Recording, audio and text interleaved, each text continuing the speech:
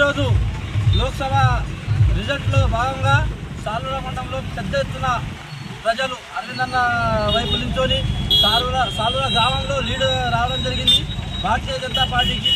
అలాగే సాలూర మండలంలో 12 గ్రామాల నుంచి మినిమం గ్రామాలన్నీ అరవిందన్నకు లీడ్ వచ్చింది.